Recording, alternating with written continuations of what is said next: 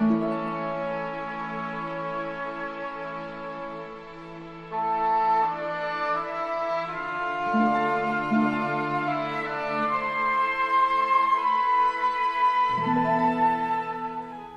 I want to thank you all for coming. My name is Tenen, and I work for the Meru Foundation, and that's my wife Cynthia, who does most of the work, and I do most of the play work.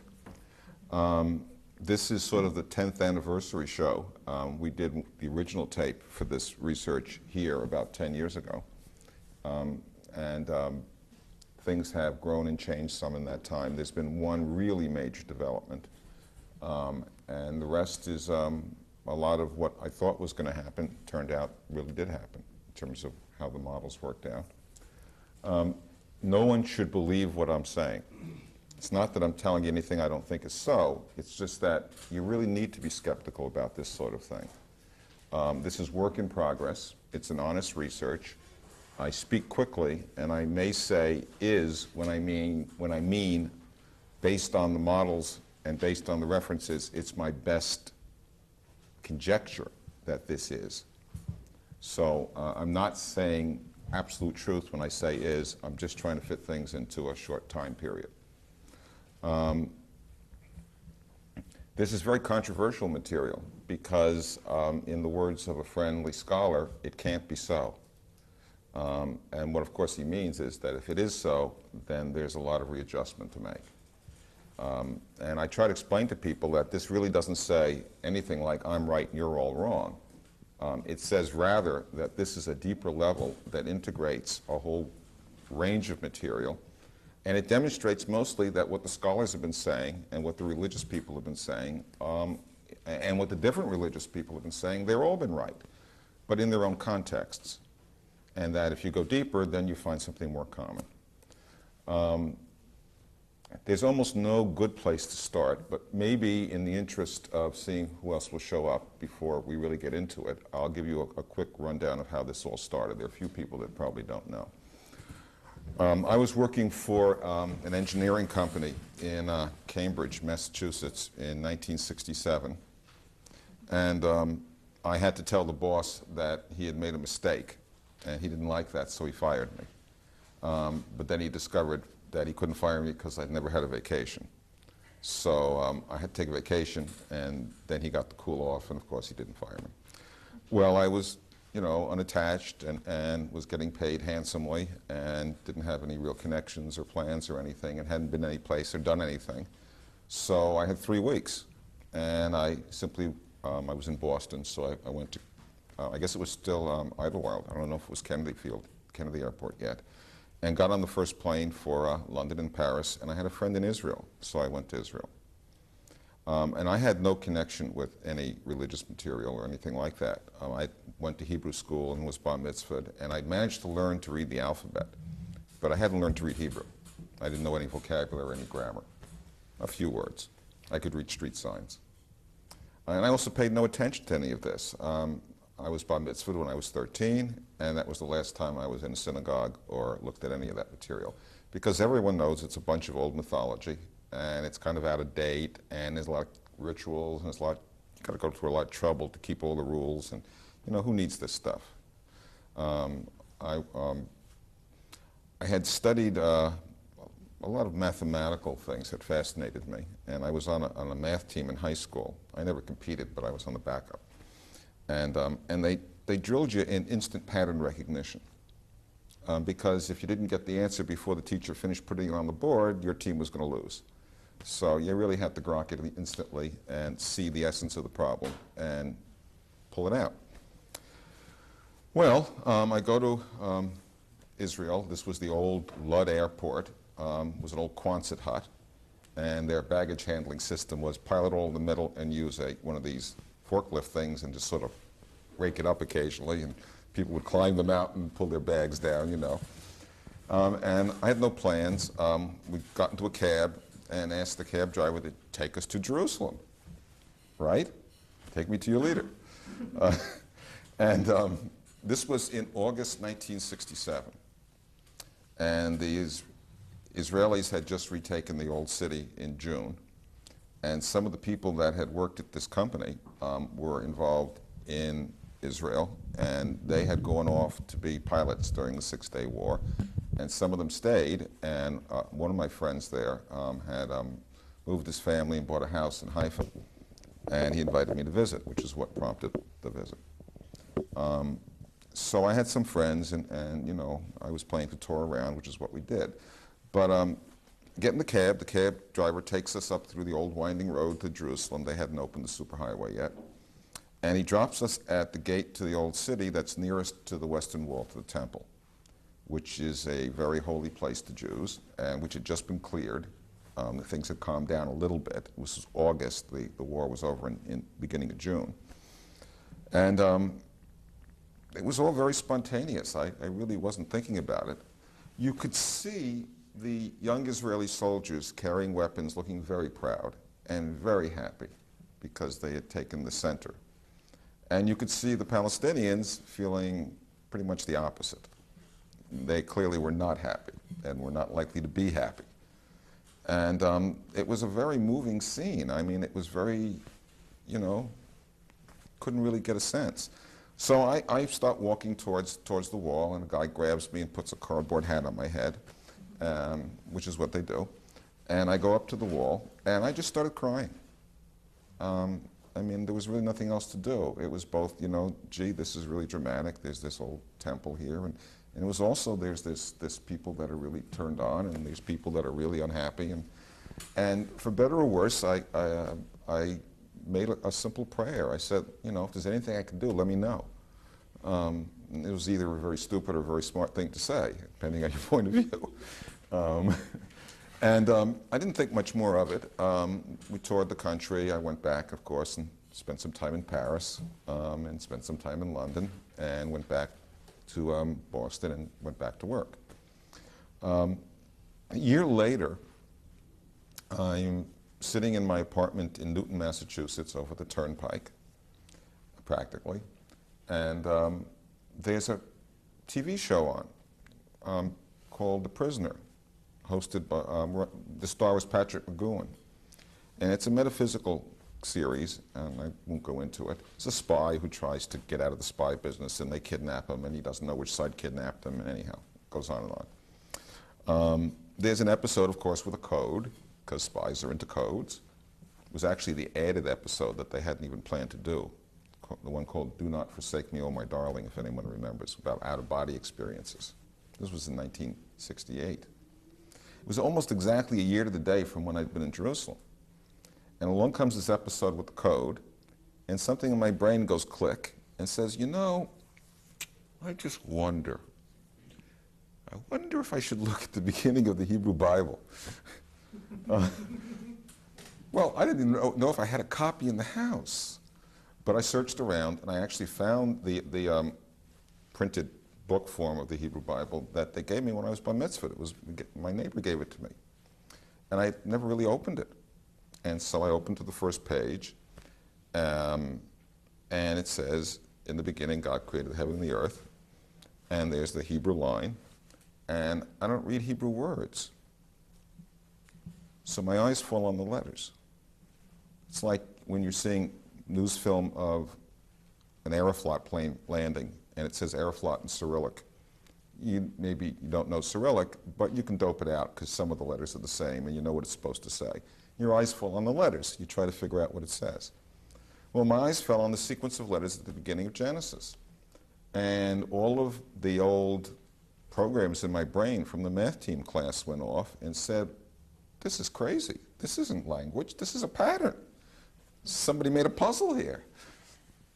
And all in the same instant, I said, one, this can't be true. 1,000,001 against. I'm just seeing things. Two, if it is true, there's an obvious, simple explanation. All the Bible scholars know about this. They just didn't tell me. I wasn't listening. And three, if it's really a pattern, and if it's not just in the first verse, and if the Bible scholars don't know about it or can't explain it, then even if the odds are 1,000,000 to 1 against its being real, those might be good odds, because it might actually be important, very important. We're looking at the root document of Western civilization. And many people have made all kinds of claims about it, and people obviously have very strong beliefs. Well, I was very naive. I knew nothing. I was in Boston. I think I asked the Catholic priest first. He was very friendly. He obviously had no idea what I was talking about. So I said, okay, well, I'll ask a rabbi. Same result. He wasn't quite as friendly. I asked a fellow at, well, I asked some friends, and finally someone said, may have been someone, I don't remember if I called the people at Harvard or MIT first, but anyhow, someone said it's got to be Kabbalah. And I said, I'd never heard of Kabbalah. So, again, having a pocket full of cash and nothing to do with my life, I went to the bookstores and bought everything in sight.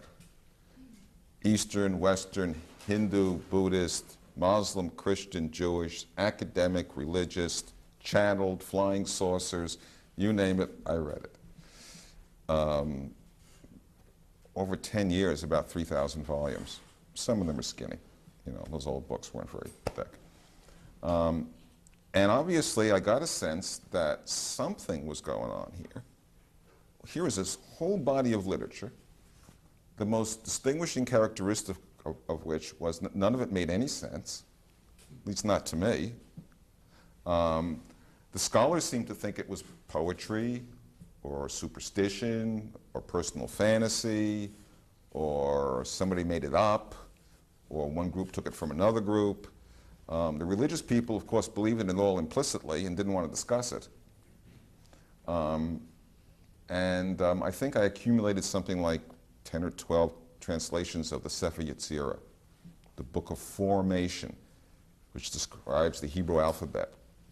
Now, I got to tell you something about this. This is a little discouraging. You know, if I walked into a room carrying a book that said chemistry, translated from the French, and I read it, I'd expect by the end of the book, even though it was a translation, if it was a decent translation, it was going to teach me a little chemistry. That was its title. Well, here's a book that says Book of Formation, and everyone knows it's about the letters. And they discuss everything you'd ever want to know about the Hebrew letters, except they never mention the form of the letters, nor do they provide the form. None of these translations deliver us on the title of the book. Well, obviously that wasn't very satisfying, and clearly there was something going on here. And it took me a long time to get even any sense of it. I also tried every complicated thing I could think of to pull the pattern out of the sequence of letters in the text, and none of it worked. And the reason none of it worked was because I was doing lots of sophisticated modern things, which obviously, if the pattern were there and it was a few thousand years old, they didn't do that. So the tools I was using were not appropriate. The tools had to be temporally appropriate. They had to be contemporaneous with the text. If I couldn't show that what I found was findable, knowable in the ancient world, then I was either deluded or making it up, or, you know, that didn't make sense. So it had to be grounded in reality. Well, 10 years go by, and Cynthia and I moved to San Francisco, and KQED is rebroadcasting The Prisoner, 1978. And Jim Scallon is running a fundraiser, and we volunteered to go on the air and do a little wraparound discussion on The Prisoner episodes, which caught on, and so we got to do it regularly. We never quite joined the union, but we got close. The union people actually let us on even without joining the union. It was very nice of them. And so we're doing a live 10 minutes and a tape 20 minutes for the rebroadcast. And we get to the same episode. And by then I had lots of theories about this text. And I actually had a whole list of criteria about what was possible and what to look for. And one of the things I was looking for was something comparable. And I realized that the Arecibo message that was sent out of the Arecibo radio telescope, which was designed by some people associated with JPL, was an attempt to communicate to people that didn't speak our language over thousands of years of space-time. And so I thought I would use the same principles, maybe look for something a little more subtle or maybe more appropriate to the ancient world, but nevertheless, same idea. If you're going to communicate over a couple of thousand years, you really have to keep the key in the message. It's got to be easily accessible. It has to open up for itself. Well, I discussed this on the air. I put the beginning of Genesis on the TV screen live in San Francisco, but I wrote the text out numerically. I replaced the letters with the numbers. A is 1, B is 2, C is 3. The standard numerological gematria values that are associated with the Hebrew, Greek, and Arabic letters. And I told people it was like the Arecibo message, and I told them the Arecibo message was in binary code, and people suggested ultimately I try ternary, base 3. And when I did that, things started to work. Now, I'm not going to have time to go into all of that. It's on the earlier videotapes.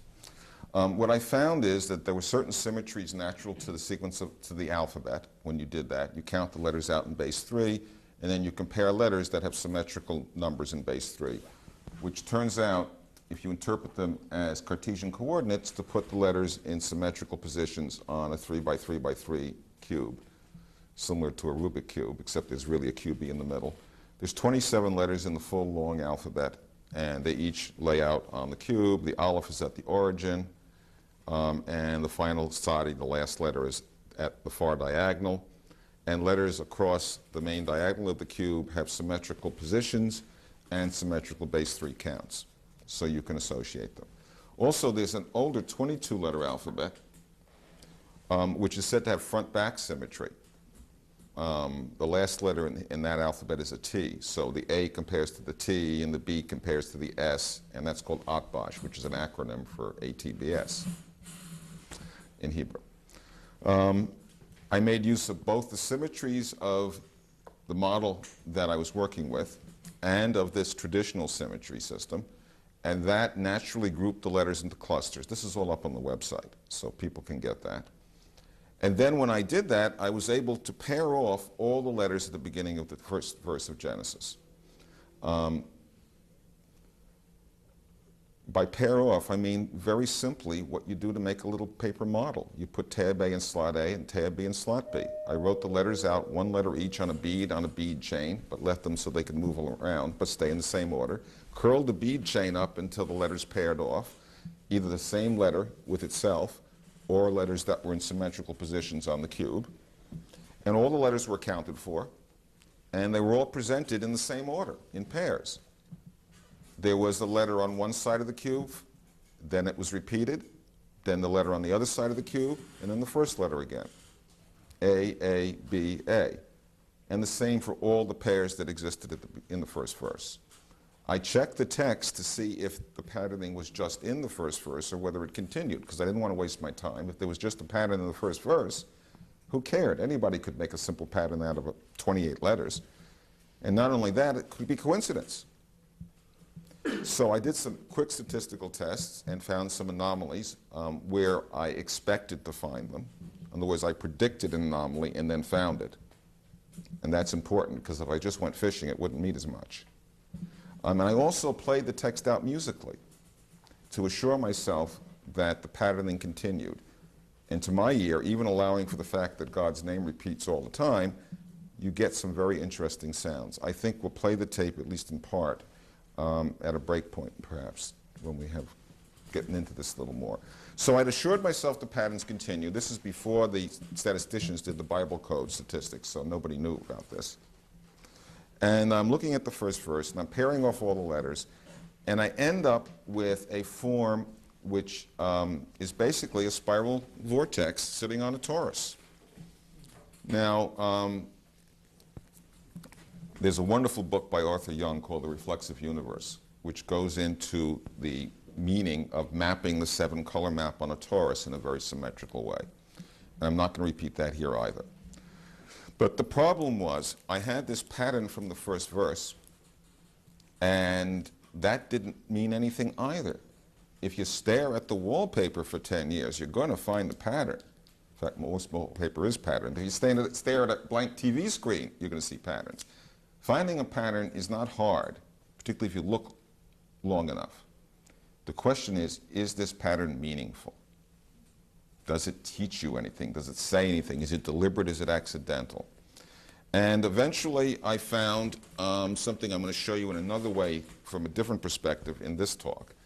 I found that the pattern was meaningful, and that it ended up producing this little model, which I call the light in the meeting tent, or the tetraflame. It's a tetrahedron, and inside of it is a little vortex. And the tetrahedron is supposed to represent a vessel, and the vortex is supposed to represent a flame, thus the idea of a light in a meeting tent. It's an archetypal form in every culture. You make campfires out of tripods of sticks, and the flame comes up on the tripod. At Delphi, they had a tripod with a serpent entwined around it. Actually, it's a three-serpent, and that turns out to be the full model. And there, it looks surprisingly like the eternal flame that hangs in front of the altar in synagogues and churches. Looks like the green flame of Islam. It was aesthetically very pleasing. It's a model of perfect symmetry against perfect asymmetry in a specially related way.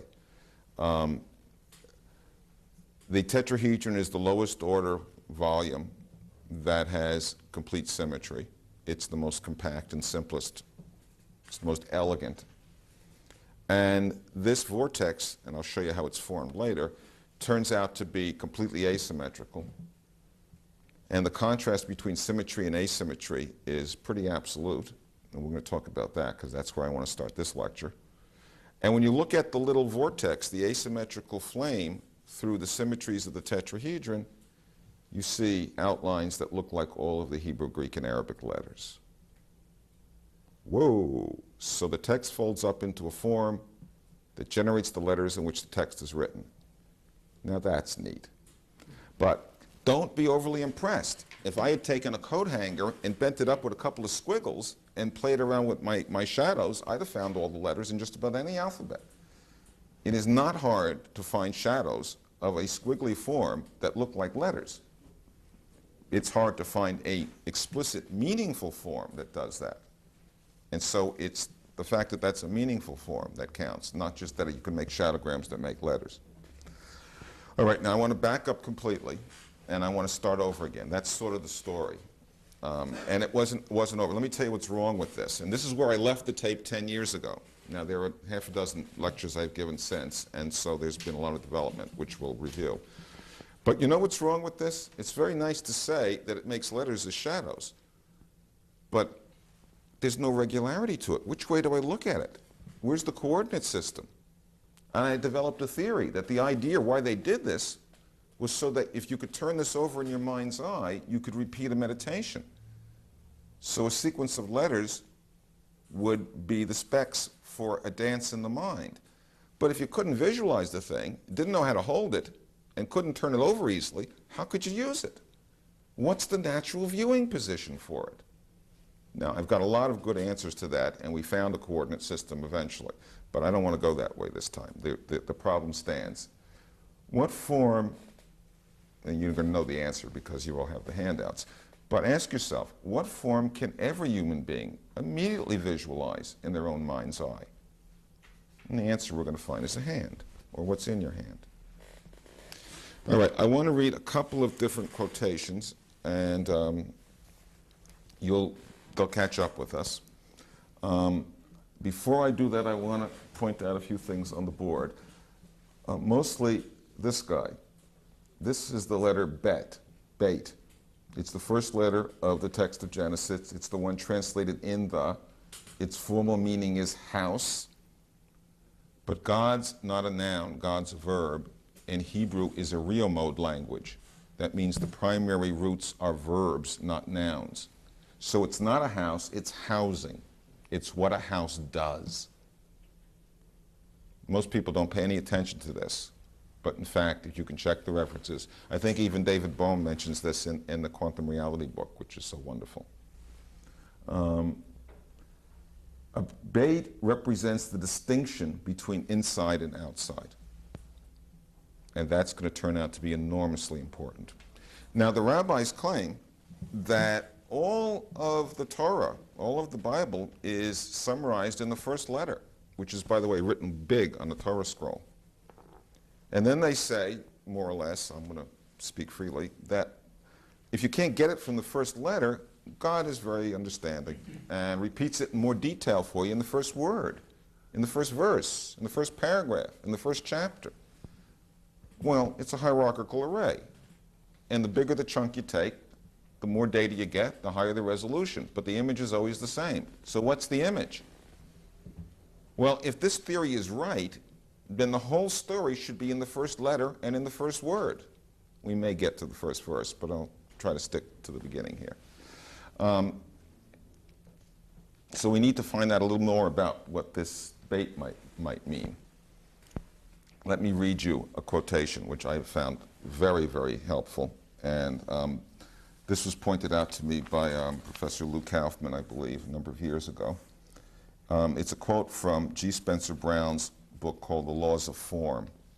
Spencer Brown, a topologist, proposes what he calls the mark of distinction that archetypally distinguishes inside from outside as a definition of maximal contrast.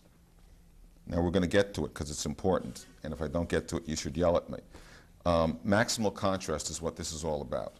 There's a paper in the packet called Man Bites Dog. Maximal contrast is anomaly, the thing that attracts our attention the very most. Mathematicians have shown that all of formal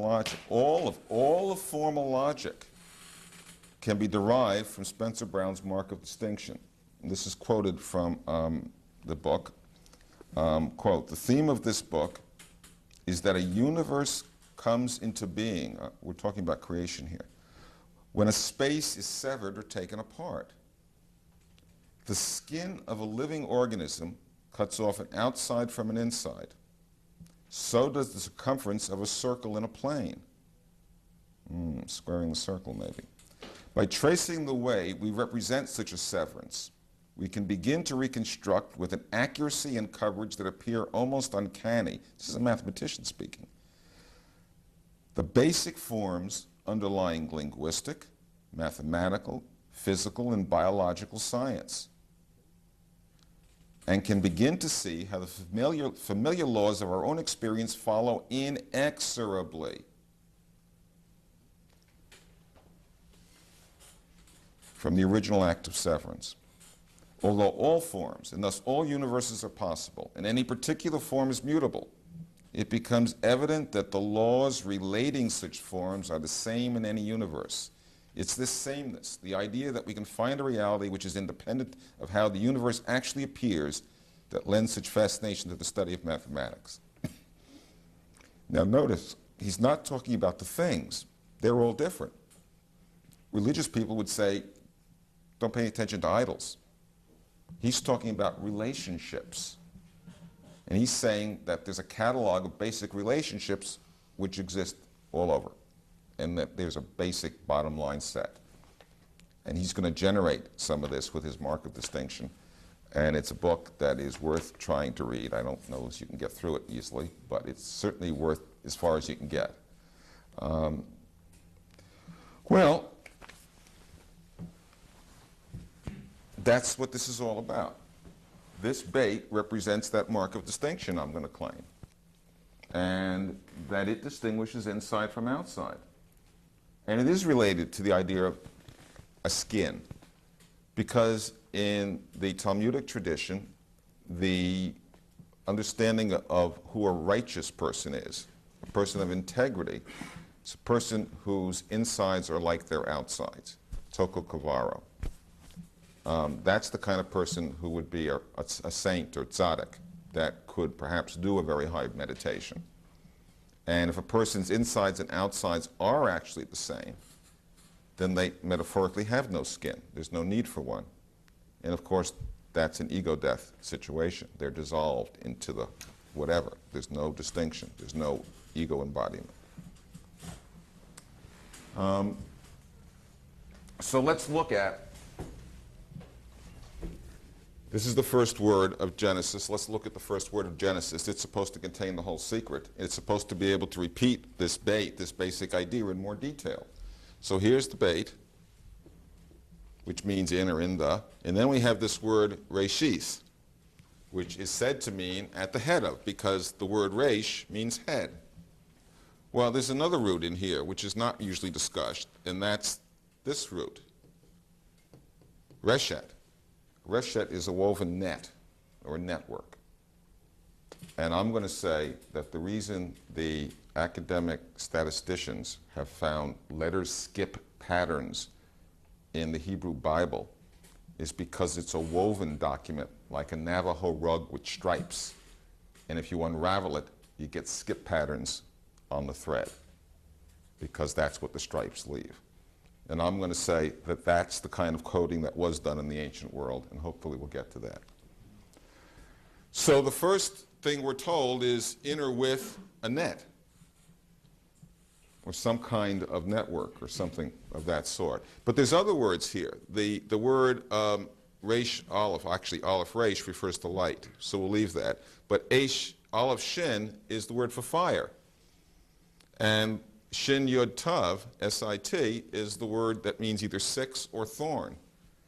And if you combine those two, you can easily see that a sixth thorn is what we'd call a tetrahedron. It's got 6 edges, and they're prickly. And if you put little sphere points on the tips of them, they turn into a cuboctahedron eventually, which is part of what we'll talk about.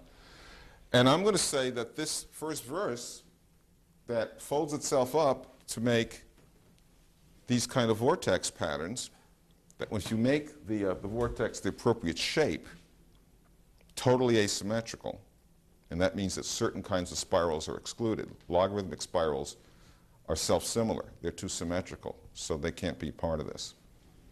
That this is like a flame. This is like consciousness. This is fire. This is the light. And if we put the Aish in the sheath, the light in the tent, we get the light in the meeting tent, which I derived from a totally different way 10 years ago, when I couldn't analyze the word because I didn't know enough. And I'm going to say, as you go through the rest of the first verse, where it says God created the heaven and the earth, I'm going to say that the earth is like a tetrahedron, the 4 corners of the earth, 4 corners, and that heaven is like an expanse, the flame. And so that the first verse unfurls in the same manner, but in more detail. And we can go into those words, but we're not going to do that now, at least not in this part of the talk. So what we have here is a text that's been translated to give a fairy tale story about creation, which some people take literally, which has a very deep and long tradition that turns out to actually be meaningful, literally meaningful. But what's literal is the geometric metaphor, not the story. All right, I want to go a little further here. Let's talk about this idea of maximum contrast. There's a paper, as I said, a little essay called Man Bites Dog, which will say this better than I'm going to say it right now, and maybe a little clearer.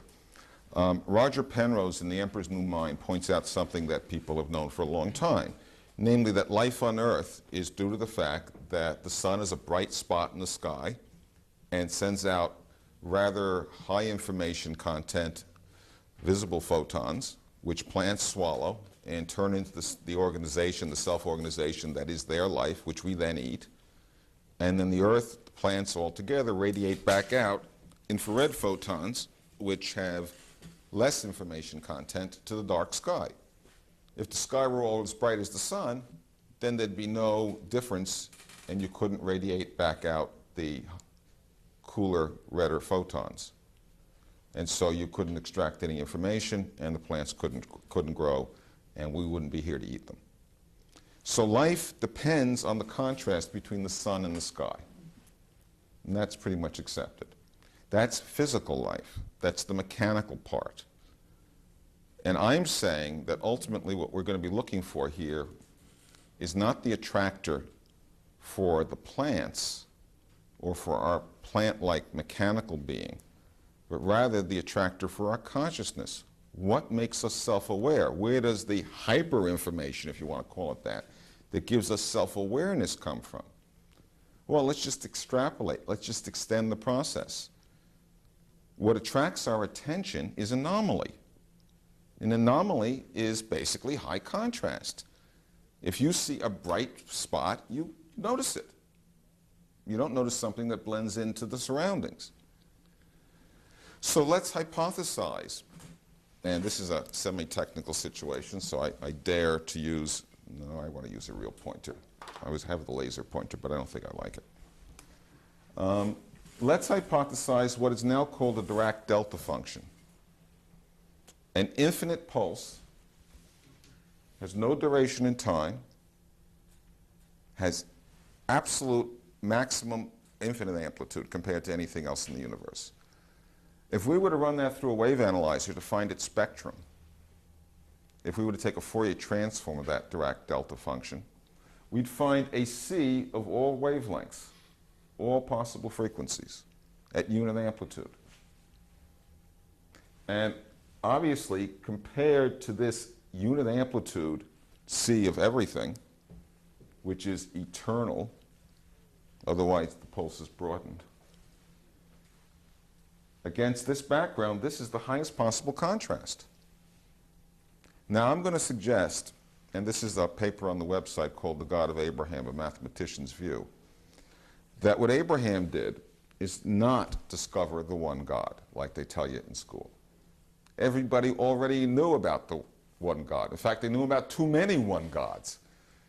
People worshiped the mountains and the sky and the sun and whatever else you might point out. And also, people had an internal spiritual experience in meditation of the single light in the mind.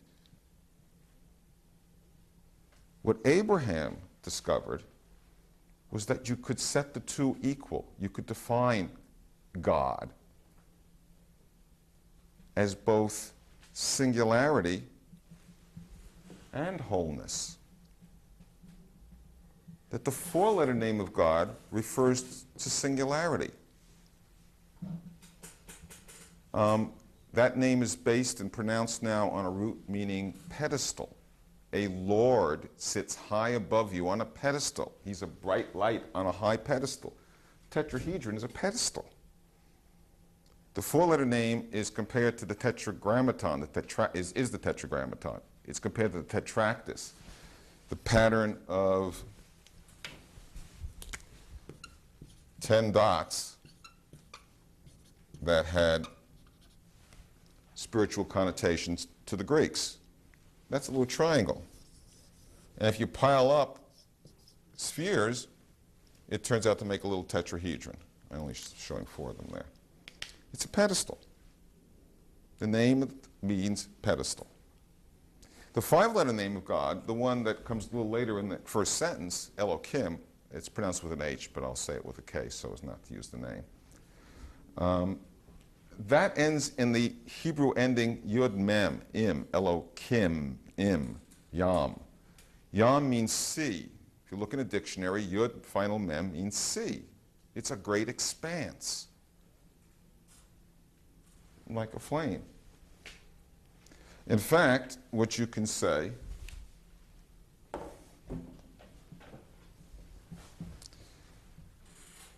let's see if I put it up here yet. Yes, that an expanse is like an angular sweep all around, just like all these frequencies from the beginning to the end of time, all there is. And this Dirac delta function is like an extent. It's a stretch. There's one of these, and there's many of those. This one's in the mind.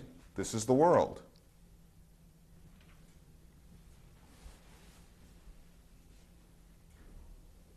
If you combine the two, you get the Abrahamic definition of God. The credo of Judaism in the Torah is the statement which is said in prayers every day. Hear, O Israel, the Lord, that's the 4-letter name, our God, that's the 5-letter name, the Lord is one. They actually repeat the word Lord, and that's a variation that I don't want to get into, but it fits nicely also. They're basically saying, set Lord and God together equal to unity. Haven't we heard something about that before? Isn't there something in quantum mechanics about delta V, delta S equals, is it H bar or something? Maybe I got that wrong. Isn't that complementarity? Yeah, that's neat. Well, in our case, what we're going to look at, I'll fit it here someplace, is R theta equals 1. R being the 4-letter name, theta being the 5-letter name. Geometric metaphors for them. And that produces a curve, a spiral. And that spiral is known as, this is y equals 1, as, I didn't do it very well, the reciprocal spiral, the hyperbolic spiral. It's the one that shows up under the Eye of Horus. It's the one that shows up in the Book of Kells gratuitously in the drawing of every single one of those animals and other icons in the Book of Kells. It's the one that shows up on the top of Ionic columns. You know, you make a Greek column, and it's got this thing around the top, right? Well, it's this. It's if you use the actual form with the second name, with the four-letter name got repeated, you get r squared theta. Then you get what is known as the Lydius, which does the same thing except it's asymptotic to the origin. In other words, it sags down because of the square term. This becomes, of course, the Christian shepherd's crook. There's a lot of other things we could say about that spiral, but the most important thing about it is that it's the most asymmetrical spiral you can make, because it's a combination of the two possible lines you can have, the two most different possible lines, a straight line and a curved line. And so you get the most asymmetrical spiral to compare to the most symmetrical vessel. You put the light in the meeting tent. You put the five-letter name in the four-letter name. And I'm going to suggest that this model is a very modern model. I'm saying that asymmetry and symmetry can be compared to unity and diversity, the light in the meeting tent, the one and the many, wave and particle, flame and coal, radius and circumference, yang and yin, seed and fruit, sun and sky, Big Bang and continuous creation, male and female, direct delta function, and all there is. Consciousness and physics, mind and matter, all of those things. All the same complements that are used as analogs for modern wave-particle duality. That this is a wonderful model of everything. By definition, this isn't a jealous God of a petty people who says, my God's bigger and better than your God because it's my God, and it's the one God because I say so. That's not what we're saying here. I'm saying we are starting with a definition of singularity and wholeness. Definitions are not the basis of prejudice. It's a postulate. I'm putting it down to see how good it is. Does it give us anything? And if we look for the means of spanning between the one and the many, we have a path that includes everything in the universe. Now, modern physics attempts a bottom-up reconstruction. Take all the diversity we find, all the forces in the world, and pump the energy up until things merge together, and eventually we can extrapolate and find the Big Bang, the one from the many. And I'm saying we can do this abstractly. We can do this topologically in principle without any electron microscopes and cyclotrons and supercomputers. We can start top down by definition, start with a singularity, break it up by minimal first distinction, and end up with all there is. And it's my guess, and this is still a guess, that one way or another, in an extraordinarily elegant way, perhaps the most elegant possible, that's what the sequence of letters in the Hebrew Bible really represents. Now, how can there be a story on top of it? Well, Hebrew doesn't come with vowels, and it doesn't come originally with the letters broken up into words. According to rabbinic tradition, this was in the Jerusalem Post about 15 years ago, according to Rabbi Pinchas Pelly, there are over 900 acceptable translations to the first verse alone. So there's, depending on how you divide up the letters into words, there's plenty of room to tell the story you want to tell. There's plenty of room for the translations. Now, if you had a formal language, we'll talk about this as a formal language, that enabled you to record something very important, like a particular meditation that led to an ego death and rebirth experience in a safe way, and other things besides, and you had to store that someplace, you'd have to put a story on top of it. Because the first thing that happens in bad times is they kill all the priests and the kings and the teachers. It's only the peasants that survive. So you have to give it meaning to people who don't have access to the deepest levels. What better to do than to put the cultural history of that people as the clear text? so they'll have allegiance to it, so they'll want to remember it. What better to do than to use known true history as best as you can know it and tell it? Why lie? Who's going to keep your text if you lie, if everybody knows you made it up? No, you picked stories already known to be true. That's why the Hebrew Bible recapitulates stories that we know come from Sumer or Akkad or other places and other cultures. They were just trying to tell the truth as a history book. But the history book's the clear text, arranged to be the history book because what's underneath needed to be preserved.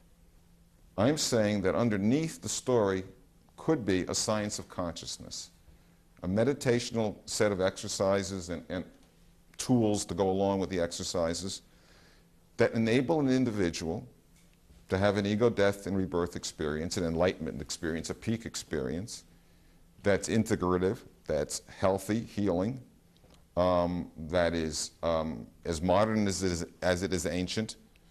And by the way, if we're looking at unifying things like symmetry and asymmetry of highest contrast, then of course, if this model is what it claims to be, it's not just a spatial model, it's a temporal model.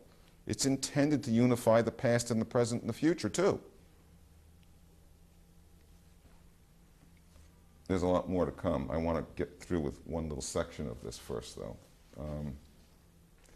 So if we try to make the most asymmetrical spiral possible, we discover that the one specified by the Credo of Judaism is the one to use. And if we bring it up into 3 dimensions, as I'm going to show you how to do in a moment, we end up with this little spiral. And when we look at it from different directions, we find all the letters of the Western sacred alphabets. And now with this understanding, all of a sudden the word sacred's not just a vanity. That's just not my saying, my language is sacred because I'm bigger and better than you, and it's my language, therefore it's sacred. No, this is actually a meaningful designation. It's sacred because you can use it to read and write meditations. And it's sacred because you can use it as a base space to specify any quantum state vector. Now, they didn't have quantum mechanics, but they could have understood what I just said, and maybe we'll get to that part too. And it's also sacred because it becomes the basis of a natural universal language. And I'm saying that what we've discovered here, or what I'm about to tell you, is the pre-Tower of Babel universal language alluded to in the Bible. That it's not mysterious or miraculous, it's obvious. And in fact, I don't know why the universe works this way, but the current issue of American Scientist, it's an article. Actually, I shouldn't do this yet. I want to do one other thing first. People want to know why I have this hat on and I'm keeping the Sabbath and keeping kosher, if I'm obviously not really feeling like the kind of person that keeps rituals. Well, I had this model, and I couldn't figure out how to use it. I was stymied. And I happened to show it to a rather impressive Orthodox rabbi that was traveling in California. And of course, doing his job, my background being Jewish, he had an obligation. Stan, come on, you're doing this work all these years, you gotta keep kosher, you gotta keep the Sabbath, you gotta say the prayers, it's only right, you should do that, don't be a baby, be a mensch, take on the obligations, stop messing around. And I say, of course, I can't do that, I don't believe in this stuff, how can I'd be a hypocrite, that'd be terrible. But I thought about it and I thought about it, and I realized that that wasn't the issue.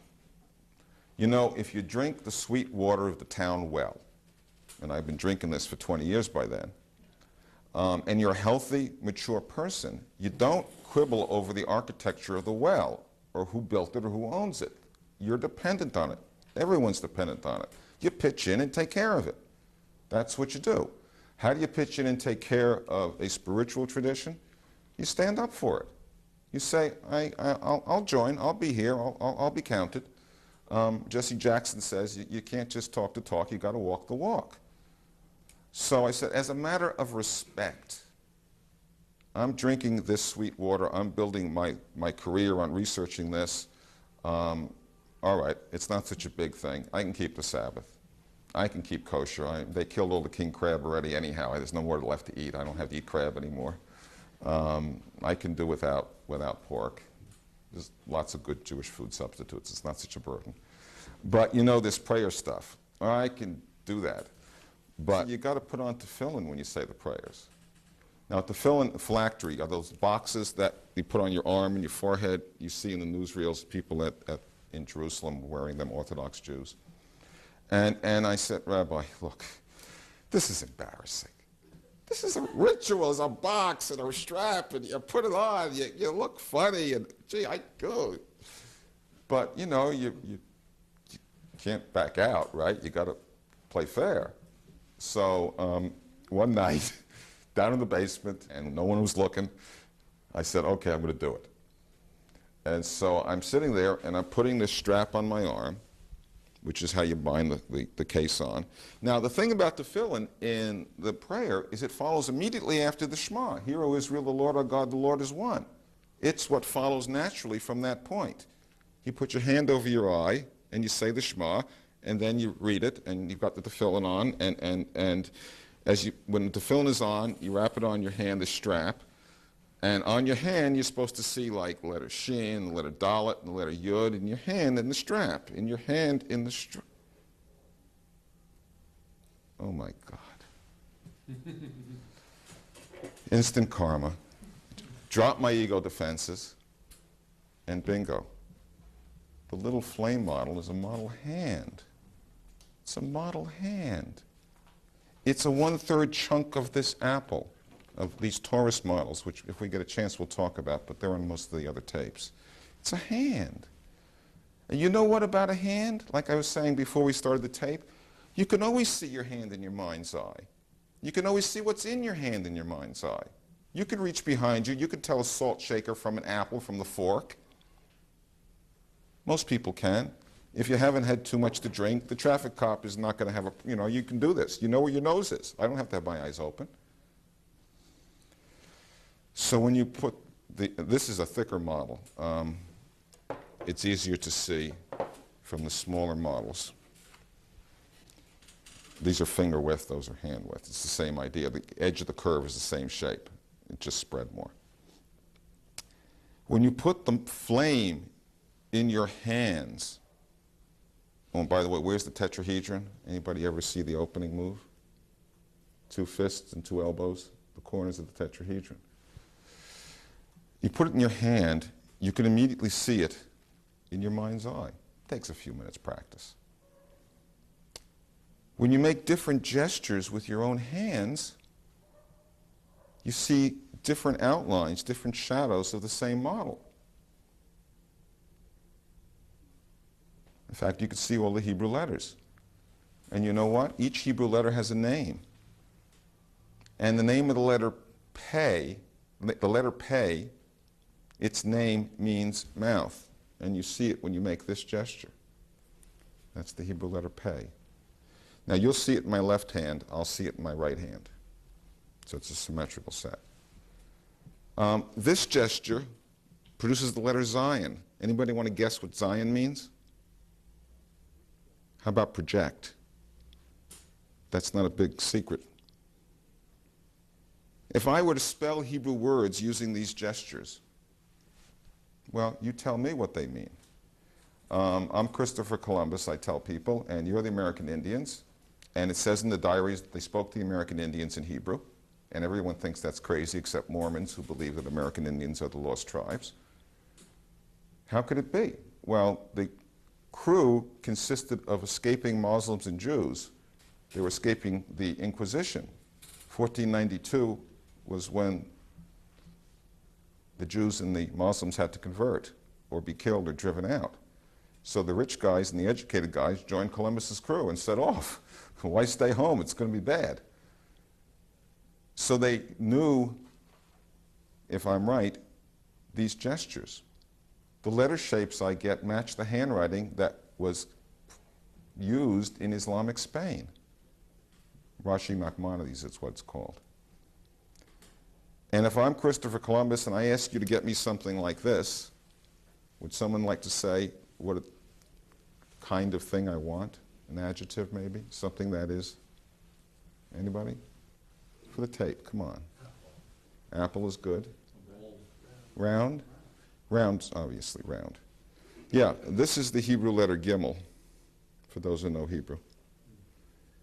And this is the Hebrew letter Lamed, that's the doorbell. Gimel Lamed spells round. That's the root for the word round. If I'm a traffic cop and I do this, everyone knows I mean come towards me. Beit, Aleph, Lamed, Yud means come towards me. Now, not everything's that simple. I'm picking examples that make the point obvious. But I'm saying that the Hebrew and almost certainly the Greek and Arabic letters are based on hand gestures, because hand gestures have natural meaning. And I'm going to say that the meanings selected to be characterized by the letters were picked in a formal way to produce a complete system. We might get to that. I want to read a quotation now that I was about to read, which I think makes the case. Now, I've been saying this for about 8 years now, I think, since just about after we made the first tape here 10 years ago. This is in the current issue of the American Scientist, March, April 1999. Gestural origins of language. Human language may have evolved from manual gestures, which survive today as a behavioral fossil coupled to speech. Now, this is a very long and very fine article, and it's actually not the one that I first spotted. This was spotted for me by a friend. But I'm going to read a subsection that's quoted in here from a paper that we got off the internet by asking the authors if we could have it. This was announced in Scientific American last month, and it's by Jana Iverson at Indiana University in Bloomington and Susan Goldwyn Meadow, University of Chicago. Why people gesture when they speak, and I'm just going to excerpt a little. When people talk, they gesture. However, individuals who are blind from birth never actually see speakers moving their hands as they talk, and thus have no model for gesturing. Here we show that congenitally blind speakers gesture despite their lack of a visual model, even when speaking to a blind listener. Woo! Moreover, the spontaneous hand movements that co-occur with speech are not random. Going further down, we found that all 12 blind speakers gestured as they spoke, despite the fact that they had never seen gesture. The blind group gestured at a rate not reliably different from the sighted group and conveyed the same information using the same range of gesture forms. For example, speakers both blind and sighted tilted a C-shaped hand in the air as though pouring liquid from a glass to indicate that a liquid had been transferred to a different container. Now, if you look on the charts that I gave you, hopefully, if I can find my copy of them, you'll find that there's a gesture for the letter Dalet, which traditional meaning is door, and which in operational meaning means to divide. It literally means to pour out, like what happens at a delta, the Greek letter, where a river divides, dilates, dilutes, all DLT roots. Delta, dalet, dilute. When a river divides out as it meets the sea in a delta.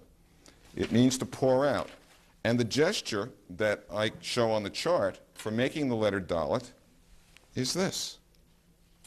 That's exactly the same one as these researchers just found was congenital. And there's the letter dalet.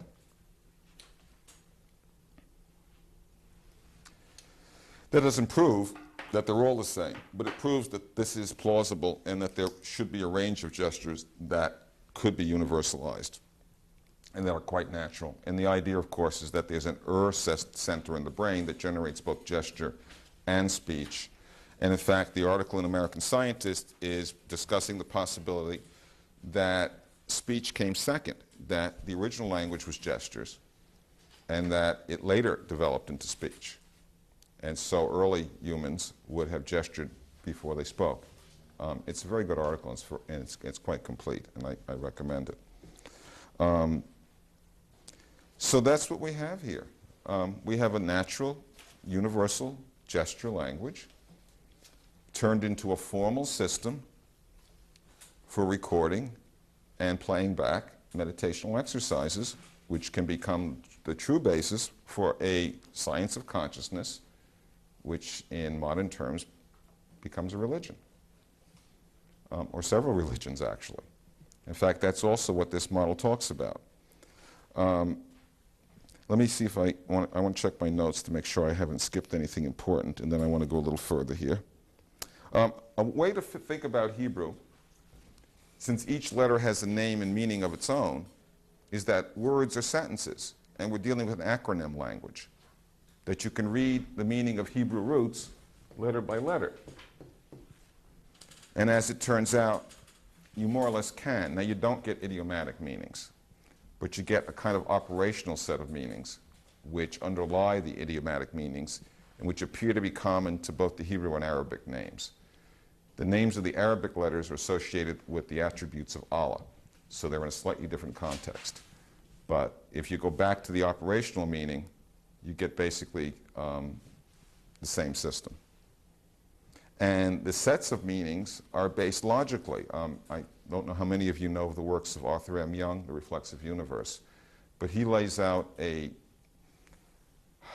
model of process on the 7 color map associated with the torus. And I take his 7 layers of process: universal topological process, natural process, self-organizing process, and I embed them between singularity and wholeness, making 9.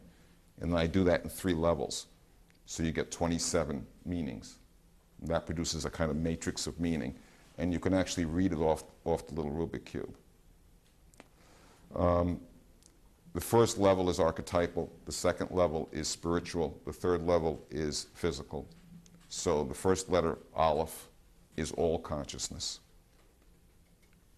The next letter, the first letter of the next level, Yud, hand, is personal consciousness. We're obviously going to talk more about that.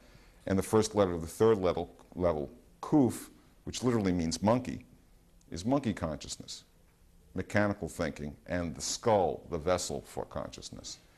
And you can go through the whole set of the alphabet, letter by letter, and those same rules hold as you go through the layers, and as you go horizontally or vertically. It's a true matrix that lays out meaning. Now, and I'm saying that in an abstract space, the 27 letters probably can be shown to correspond meaningfully in the sense that Arthur Young produces a geometry of meaning from his metaphor, with the 27 lines that solve the general cubic equation, which correspond to a set of 27, well, you can say they're like vectors coming off a hypersphere. They're really not, but it could be related. So that what you have is a hypersphere with a set of basic pointing directions coming off of it. And because there's more symmetry variations in 3 and 4 dimensions than in higher dimensions, whatever is sufficient to navigate by these distinctions in 4 dimensions would be sufficient for any dimensionality. So these 27 little unit vectors that correspond to these meanings of the letters should be sufficient to form a base space for any quantum state vector in Hilbert space. Now, I don't know if that's true, and someone who knows more physics than I do needs to work that out in detail. But it seems highly likely that that's the case, particularly when you consider the possibility that the Abrahamic and the Brahmic traditions are actually related. Because in the Brahmic traditions, we have the Sri Yantra, the mandala of creation, which I've pulled out in the 3 dimensions. And it consists of 9 interlaced triangles, which unfurl from a bindu point, a toroidal point, into a hypersphere. And of course, 9 triangles is 27 lines. So I'm saying that this Sri Yantra, which occurs in a allegedly 3D form, although it's usually not shown properly, really is an early way of representing the 27 lines that solve the general cubic. Solve the general cubic equation? Did they know that in the ancient world?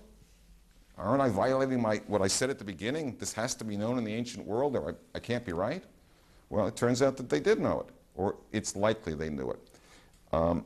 There is evidence on the Rhine papyrus from Egypt, which is the oldest mathematical document we have, I think, of their ability to solve simple cubic equations in some special cases. And that's described in a book on Egyptian mathematics Is it Gillings? Yeah, I don't remember, but if people want it, I can dig up the reference on that. It turns out that in order to make calendars, you need to know certain things. And they made calendars, and we don't know exactly what their formalisms were, but they did work out some of these things in special cases, so they could have understood this. There's also a more direct way to get to it, which I'm not going to show tonight. The same with this reciprocal spiral, which shows up under the Eye of Horus. Reciprocal spiral means it's based on 1 over everything. Well, Egyptian fractions were all 1 over. And so this is the spiral that you get from the table of Egyptian fractions, which is very nice. And as I said earlier, it can't be a logarithmic spiral because a log spiral is too self-similar. And that includes the golden spiral. It can't be. It can't be an Archimedean spiral because it also has too much symmetry, although it's a cruder form. It has to be this spiral. And if you examine this spiral very carefully, you find that it shows up in many different places, some of them very unexpected. It's the archetypal wind-up and pitch of David and Goliath. It's the flight path of a bird of prey from a tree in an oasis in a desert out to the horizon where it dives on its prey. Bird of prey lofts itself on the air currents, and so it spirals up and then dives. And that's the same archetype. But as I said, and that's a process. And all the words in Hebrew that describe a bird of prey doing that, including the word for desert and the word for the vortex and the word for the bird itself and the word for the horizon, are all spelled with exactly the same letters, ayin, resh, beit.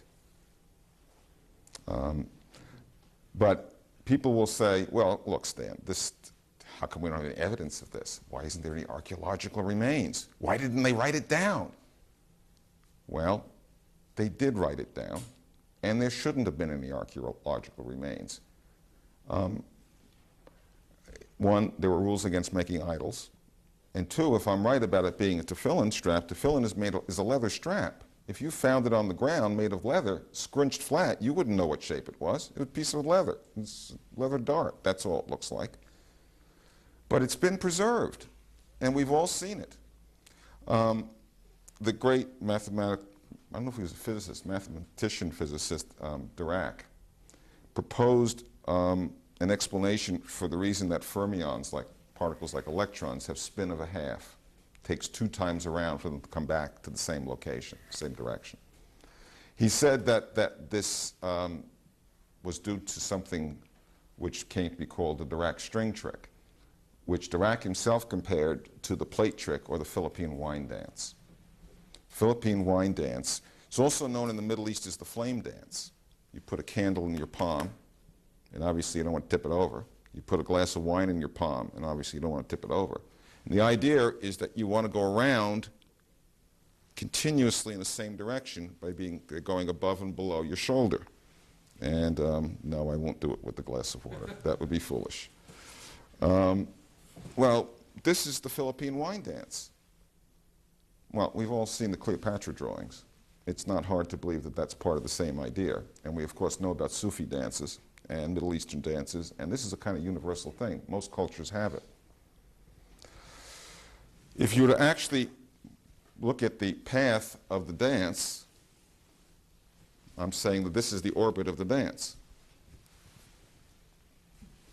Well, the Kabbalah says, this book of formation, which no one can make sense of, says, put 5 against 5. And everyone knows the 5 means a hand. And 5 against 5 would, of course, be like this. It's simply 2 of the hand models, a left and a right hand. That's the orbit of the dance. And, of course, the Dirac string trick, I've got a lot of stuff here. What the Dirac string trick says is that you have an outer sphere and an inner sphere, and they're connected by a ribbon, which I probably can't draw very well, and that if you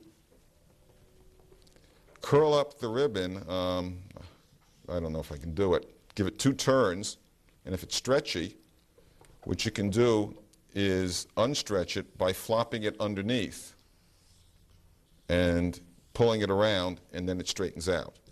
And that's why, as you go around, you do and undo the same curve. You're connecting an in sphere to an out sphere. The 11th verse of Genesis says, God created a fruit tree yielding fruit whose seed is in itself. This is a fruit, and this is the womb where the seed grows. It's a big apple.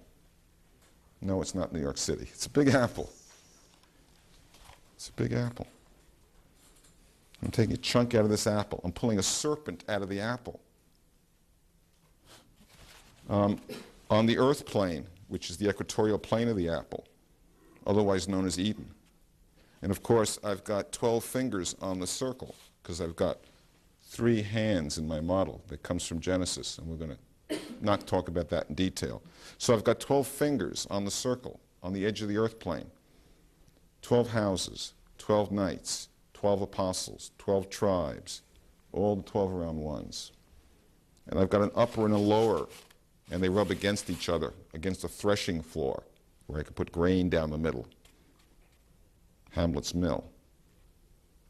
And in this apple, in the middle of the apple, of course, I have the seed. And then if I'm going to map the life cycle of the fruit tree onto its own fruit tree yielding fruit whose seed is in itself, well, if that's the seed, the golden seed in the middle, then this is the tree, and this is the fruit. A natural module of a living system.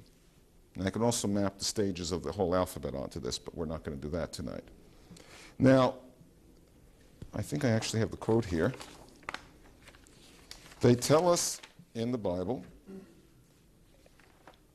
not only that the Torah is a tree of life for those who grasp it, grasp, hold in the hands, tree of life, recursive hierarchy, but they also tell us, if I can find it, I should redo that quote anyway. Moses said, this is appointing the architects to build the tabernacle. Moses said to the Israelites, God has selected Bezalel, son of Uri, son of Hur, the tribe of Judah, and has filled them with the divine spirit of wisdom, understanding, and knowledge, and talent for all types of craftsmanship. He will thus be able to devise plans and work in gold, silver, and copper, and etc. Also will eventually be able to brocade, embroider, and weave. So I'm saying that it's not that the Torah is in the tabernacle or in the ark, it's that the ark is in the Torah, woven in. And I'm saying that this is the golden point, gold and silver and brass. The star, the sun, the prophet, the temple mount, the seed. And this part, the part in the palm of the hand, is the silver part. The Hebrew word for silver is the word for money, kesef, kaf saf. Kaf means palm, and saf is the Ein Sof, the Sophia, the Sufi, the whole model. Hold. And the word for copper or brass and the word for serpent is the same. So this is the snaky part, this is the copper. And together they form the whole system. Now, I'm also going to point out that this is true of all whole systems at all levels. This is the hero's journey. This is the perimeter of the earth plane, the equatorial plane. You descend to the depths and you fight your way back in 7 sacred quests till you get home to the center. It's a map of the external hero's journey. And I'm going to suggest that that quest, that set of tests that tests one's ethical behavior in the world, is in fact the external transformation of the meditation in the mind. That the reason religious traditions insist on ethical behavior, thou shalt not mess up your neighbor, is because that's how one externalizes what one experiences in the meditation. And the other way around too. People who've had ego death experiences come back humbled and more caring and more ecologically concerned and all of that, more integrated. Their insides and their outsides are unified. So this is the conceptual level, clear thinking, the seed. This is the work level, where the tree puts out a trunk and spreads its branches. And the fruit is the result. Clear thinking, hard work, and what does a fruit do? It drops from the tree. It lets go. And letting go, clear thinking, hard work, and letting go, that's the manifesting principle. That's how you found your house or your car or your husband or your wife. You know what you want, you work like crazy to find it, and just at the point you've given up, the realtor calls and says, "I've got a house for you." Or a wife or a car, or whatever it is you're looking for. Well, everything comes into the world that way, whether you're conscious of it or not. And you can read on the website something I call the 3 Abrahamic covenants and the car passing trick, which tells you how you can use this principle to get by a slow driver without crossing the double yellow or getting a ticket. And Cynthia will tell you she's actually seen police cars pull over. The cop get out of the car and shake his head. Why did I stop? Because nobody will pass a police car, and you're really stuck going the speed limit if you come up behind the cop. Well, it's not only the manifesting principle, but it's the proper relationship among the 3 major components of the Abrahamic faiths: Judaism, Christianity, and Islam. The seed, clear thinking, the covenant of the law, is the Jewish covenant. The tree, the cross, hard work, passion and compassion, dharma, that's the Christian covenant. And it's the fruit of Islam. And that fruit must fall to the earth. Let go. Muslims let go, submit to Allah, yield up their egos. When it falls to the earth and breaks open, it becomes the fertile ground for the new seed. So this model predicts that when everybody's gotten it all out of their system, it's the Muslims who are going to rebuild the temple. And they're going to take pride in being the custodians for the Jews and the Christians. The Muslim ideal is hospitality. That's what they admire in Abraham. And they see themselves, they call themselves, it's the fruit of Islam. That's their place. And so they're going to take pride in being the guarantors of the system instead of adversaries. And the Christian tradition understands it's the link between the two, and its place in the world is pretty well known. And the Jews are not going to be upset with the situation because they'll recognize their place in the body politic. Just like all the letters are different perspectives of this same model of the hand of God, because after all, when I make gestures and my ego isn't there, the gestures are the gestures of God. They're not coming from me. Just like the letters are different perspectives on the same model, the organs in our body are different projections of the same common DNA. My heart and liver appear to be different. They worship in different ways. They have different religions. But if they go inside, they find the same common core. You go inside the different vessels, and you find the same light. When you're climbing a holy mountain on the earth plane, everything is diverse as possible. Things are all spread out. There are many. But as you approach the peak, all the paths converge. All the paths converge. This is actually the model you get. You get 3 hands above and 3 hands below. It's the 310 torus knot. And the center column has the same twist as Bucky Fuller's model of DNA if you stack up 99 tetrahedra. And if you circumcise this column by slitting it and pulling it around, you get this outline of an apple with a tree, with a seed. And so I'm saying that that's the basic model, and it produces a set of 6 hands around the center point. Those are the 6 days around the Sabbath, the still point in the middle. This is the Temple Mount. This is the Temple Mount. And it's a whole system. And so if each of these Western traditions goes deep into itself, not listening to any of the others, doing its own thing as best it can, it'll come to a common core and realize it's part of a bigger body politic. And my heart, my liver, and my lungs had better learn to get along with each other or I'm not going to last very long. This is an ecological model. It says that every people, every nation, has a vital contribution to make. We haven't got any appendices or fingernails. Everybody here has a right to be here and has a place. And if they go deep into themselves or their own traditions, they're going to find something like the same model. It's a truly universal model. And there are many reasons to believe that. I want to back away, because this is getting awfully heavy, and do something a little more experiential. Then I want to check my notes, and I want to allow time for questions and for you to hear the music a bit. So let's all go to the model in your pack, and I'm going to take a different one. And you can do this at home later. What you want to do is, this is how you square the circle. You can read the details in the blurb. With a straight edge and a compass. A circle made by a compass and a line made by a straight edge. And we're going to simply cut them out and fold them up. Hopefully I can do this fairly rapidly. I want to do it from scratch so I can show you how to fold it up. And so I'm not going to make this one as pretty as I might. In fact, I'm doing a terrible job. Take more time than I'm taking.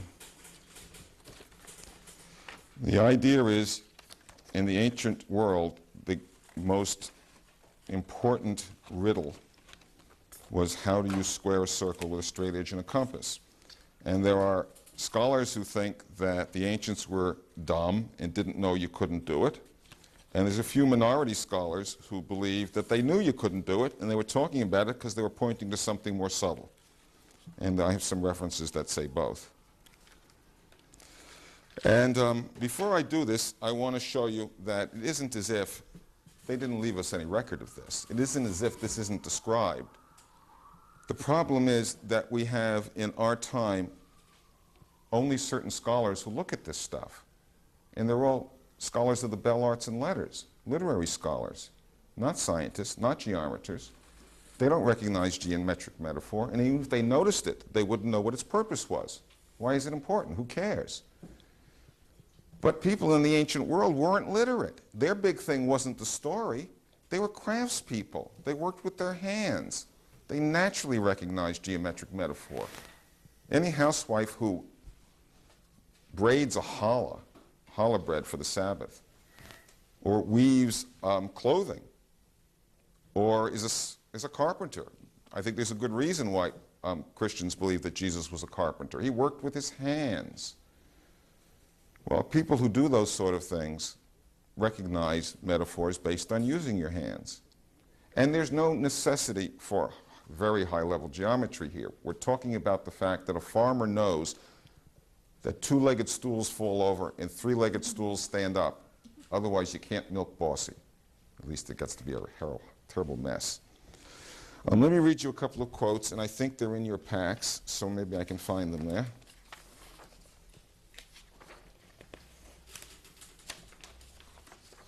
Here they are.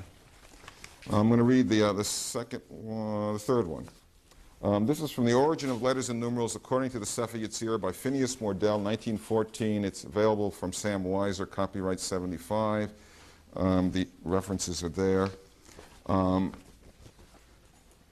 We must conclude that the so-called Arabic numerals and the alphabet originated from the 10 digits and the 0, or rather from two symbols, 1 and 0, the stroke and the circle. Nelm, in his essay on the origin of letters, shows that all elementary characters or letters derive their forms from line and circle. As I understand the Sefer Yetzirah, it also holds that all written characters originated from a line and a circle, but from a line that was originally a symbol for unity and a circle that was originally a symbol for 0. Well, he's wrong. It's actually wholeness. Similarly, well, we don't have to go on.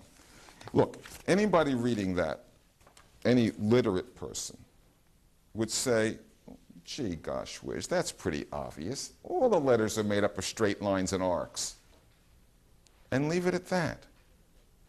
Isn't that the natural, obvious meaning of the quote? A line and a circle. You look at letters, they have straight parts and they have curved parts. It isn't as if they didn't write it down. It's that the people doing the interpreting and translating for us didn't notice or look for or think there ought to be a deeper meaning. And they didn't look for a deeper meaning because they presumed that the folks from the ancient world weren't very bright or knowledgeable. They were simple enough to think that that was an important statement, not an obvious statement. And I'm saying the solution is much nicer. The reason for posing the riddle wasn't because the Greeks didn't know you couldn't square the circle with a straight edge and a compass. It's because they did know that you couldn't do it geometrically, but that thinking about it philosophically recorded the fact that universal language is hand gesture language. Because when you take your circle and your line and you curl them up rather tightly, curl up the circle. If you've cut it out, you can do this. And you have to over curl it so when it snaps back, it holds its shape. And if you bend up the line, voila. Now, I made some prettier ones earlier.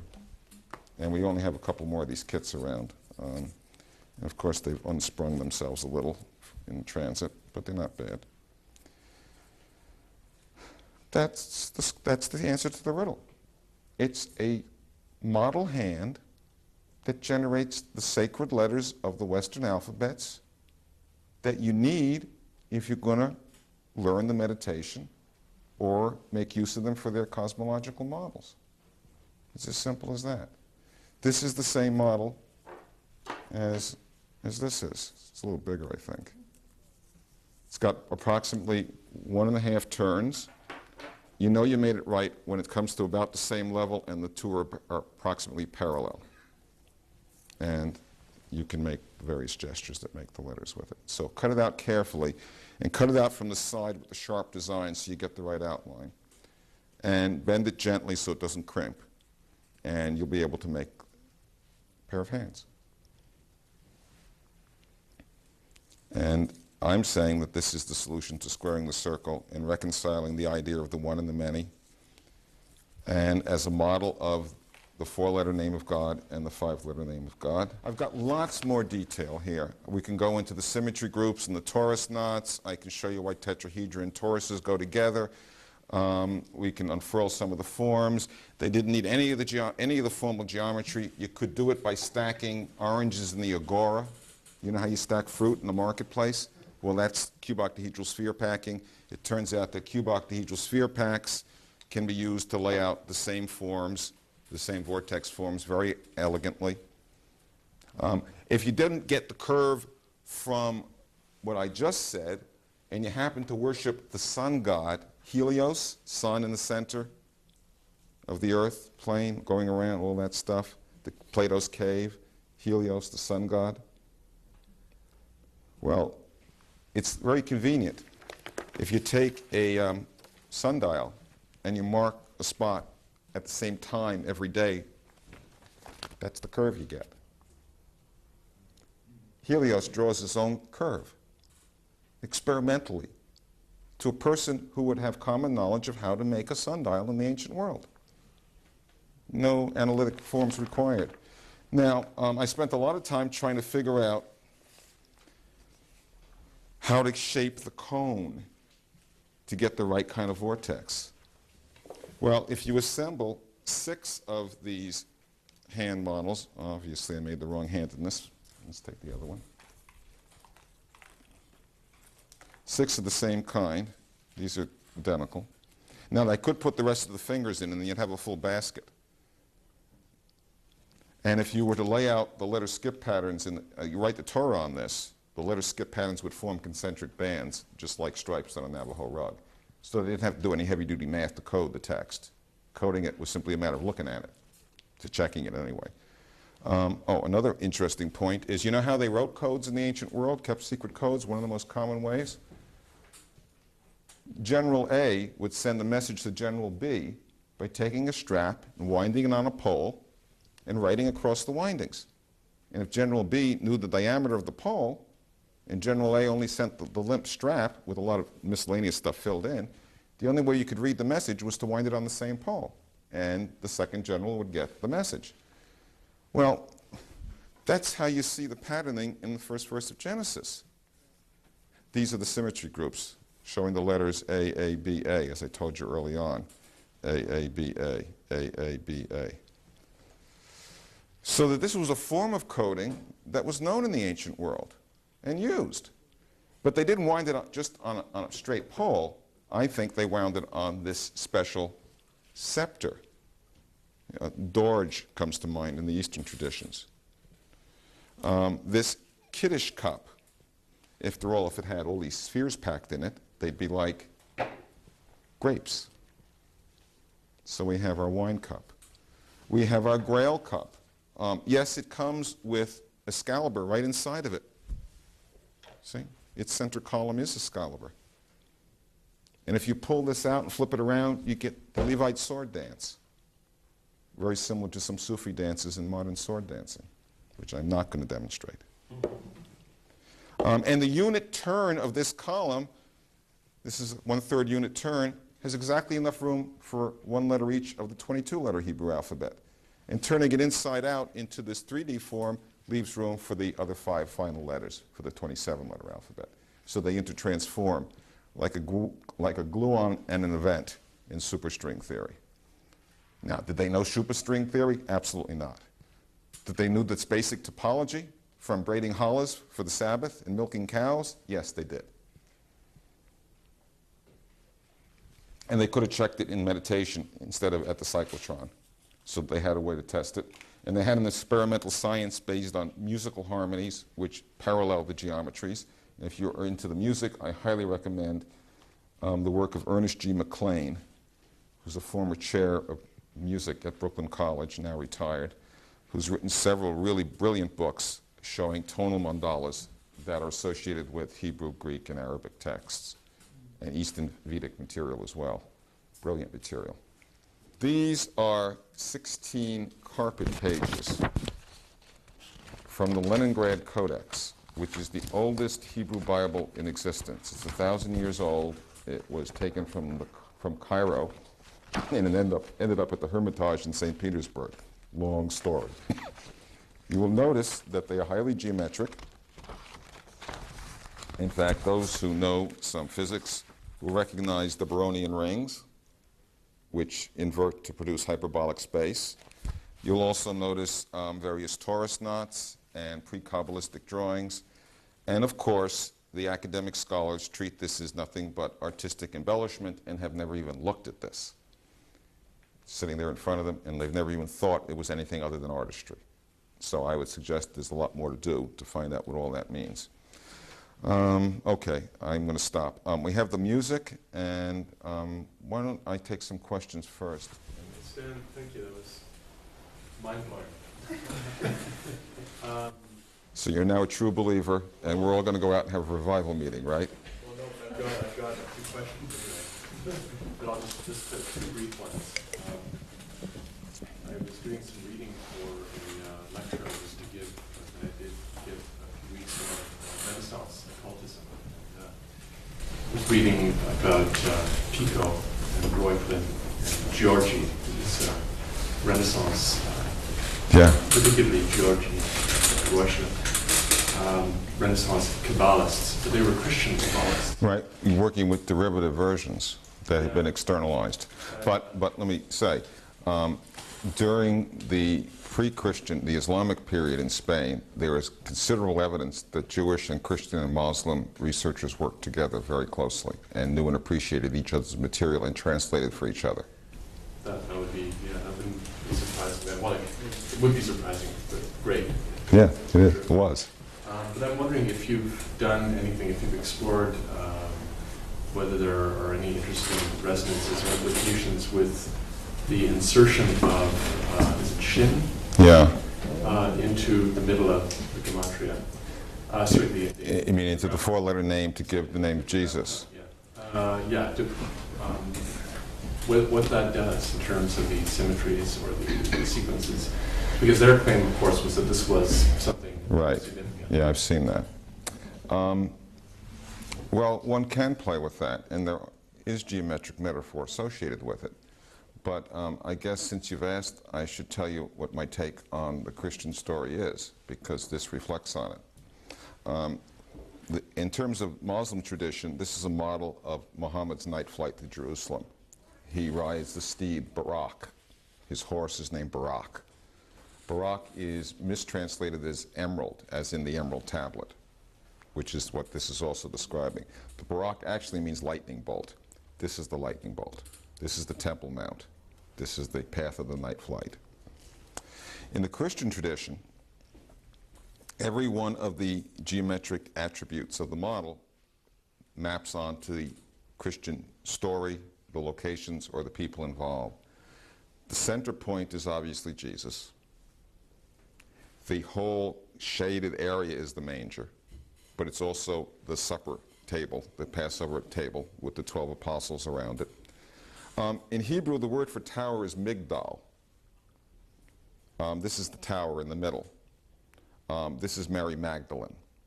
She connects between Jesus and the apostles. She is, in some people's renditions, some sort of holy prostitute. That's because she has a male aspect and a female aspect and connects between.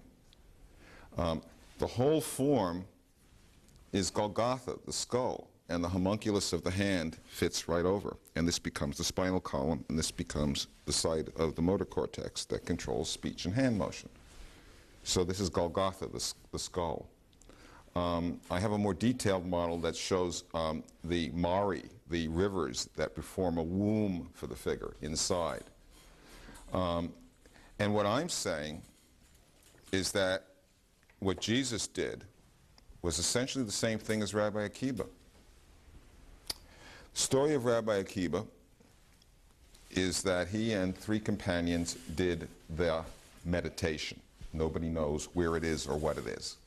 I'm saying the only place an Orthodox rabbi would look for a meditation if they didn't want to get hit by fire from heaven would be in the Torah.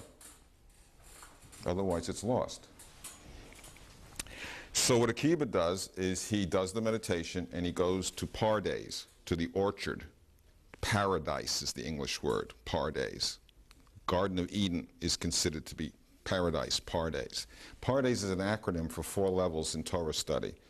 The Pei means the simple meaning, the Resh means hints, the Dalet, D means discussion, and S at the end means is Sod, is the foundation, Yosod, Sod, Sod. On the Kabbalistic level. A person who can go through all 4 levels, who can hold the whole text in their mind, like Toscanini could hold a symphony in his mind, or Mozart could generate one, all as a unit, can do the meditation.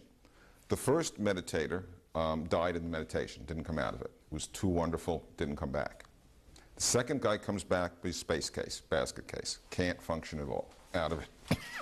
Third guy, Acher, the other, sometimes compared to Jesus in Jewish tradition, under some conditions, comes back with his mind intact, but he no longer is open to Jewish spirituality. He goes his own way. And Rabbi Akiba is the only person who enters whole and balanced, and therefore comes out whole and balanced. Don't enter chapel perilous with weapons. We saw it in Star Wars. You don't go to this place defended. So if you enter it in balance and in peace, you can do the trip, excuse me, and come out of it. Akiba eventually designates Ben Kasiba as Bar Kokhba, son of the star. Ben Kasiba is a Jewish general fighting the Romans. The star we're talking about is this point in the center, the Temple Mount, the Avatar, the Messiah. And he appoints Ben Kasiba as Bar Kokhba, the Jewish Messiah, who in the story in Judaism is killed by the Romans, end of story. I already have Ken, thanks. Thank you, though.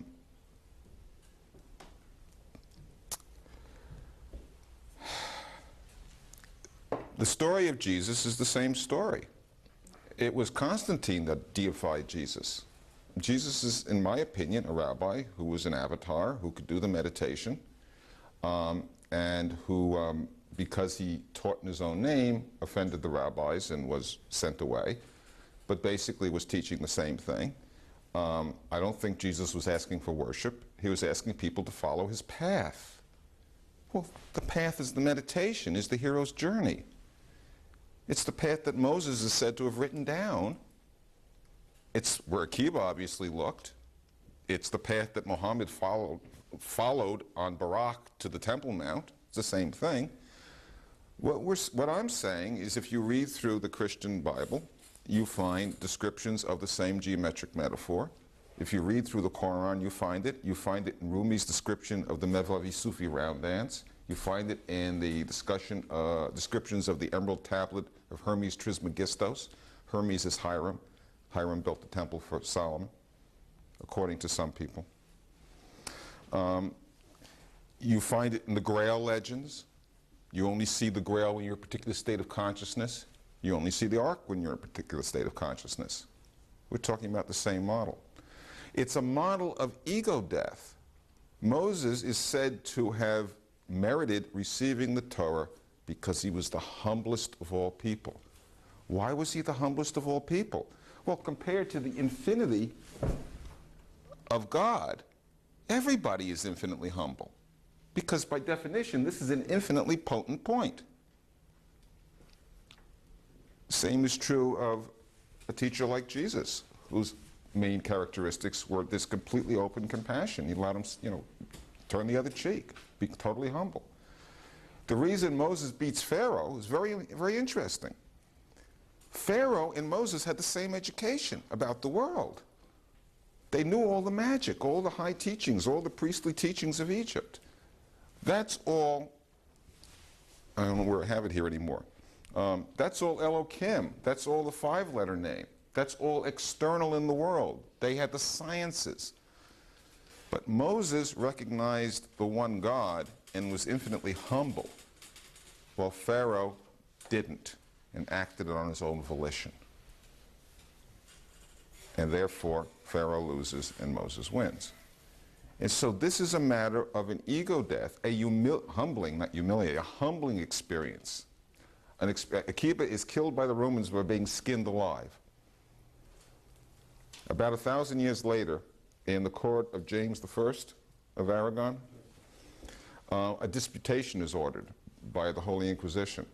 They pit Pablo Cristiani against Nachmanides, the Kabbalist and leader of the Jewish community.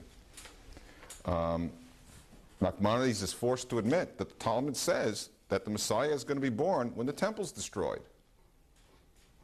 And so Christianity asks them, well, what's your problem with Jesus? The temple was destroyed. There's this guy, he did this. What's your problem? And Nachmanides says, a person doesn't act in the world when they're born. So Christianity says, well, where's he been waiting all this time? Where's your Messiah? And Nachmanides says, he's in Gan Eden, in Pardes, in the meditation. Each of us reaches the greeter, the anthropomorphization of the Messiah in our own ego death experience. Perhaps in meditation, perhaps by psychedelics or by yoga, perhaps by trauma. And we come back healed and whole. Surely that's a valid basis for a whole range of spiritual traditions. And I'm saying that something like this is what's going on here. All right, there are a lot of other questions, but I won't take from the side. Will you? Yes? No? No. Nathaniel? Okay, the R theta curve. Yeah. That sounds also like, the R theta curve. Yeah, it sounds like this. Yeah, right. It looks rather like a circle and a straight line. Yes. Have you tried making a hand from cutting that out? The R theta curve produces the original model. Huh. The simplified one is the circle and line. And when you make the annular ring, when you make this ring 1/3 of the radius, there's room for the other two, and they naturally make this cup. Now, you know, again, this is very interesting. Thank you for asking that. In the ancient world, we assumed they didn't have analytic geometry. They didn't have algebraic functions. How did they know how to make that curve? Well, they made it by a construction. I wish I had a string that I could use that was loose. But let's say you had a stick sitting on the desert floor, and you had a string connected to one edge, and you walked perpendicular and pulled it, something like this. Let me draw it on the board. We don't need this guy anymore.